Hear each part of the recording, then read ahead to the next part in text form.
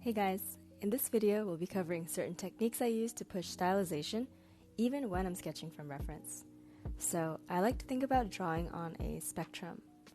Over here we have drawing straight from observation, so that's when you're looking at something and trying to replicate what you see.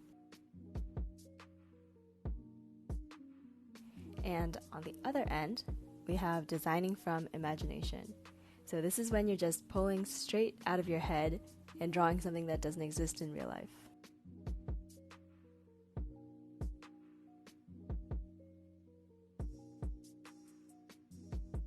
Somewhere in the middle is what I like to call designing from observation. By utilizing reference but also interpreting what you see, you're making decisions on how you choose to push and interpret that form. The aim when you draw from observation is to study and replicate the reference as close as possible. This is such a crucial skill to develop, especially drawing from life instead of photos.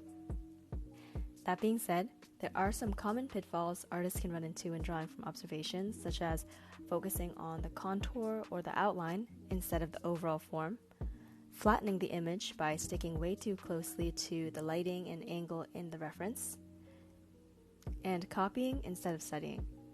So, learning how to design from observation will help you overcome these hurdles. This method can also help you learn to draw from imagination and create your own designs. Earlier in the chapter, we covered form language and the idea of balancing out big, medium, and small shapes. We can take these principles and apply them to our sketches when we're drawing from observation as well. So, for this crow, I'm going to first start with the sketch where I'm observing the photo closely.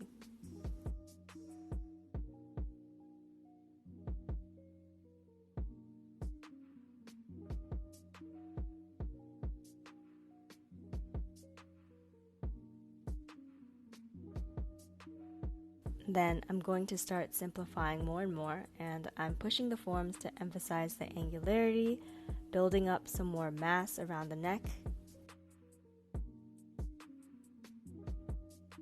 I'm also simplifying things like the feet and the feathers.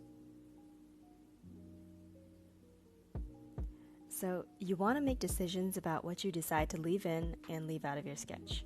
For example, if we were to cover this entire subject in texture, exactly how we see it in real life, we're just going to oversaturate the image. So I'm purposely deciding to leave out some information just to balance out the sketch.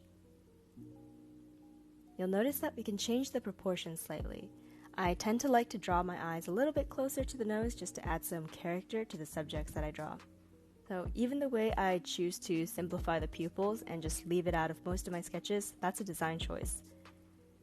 So you can find a balance between how much of the reference that you choose to rely on and how much you decide to deviate from it. Remember, this is on a spectrum and there's no singular way to approach designing from observation.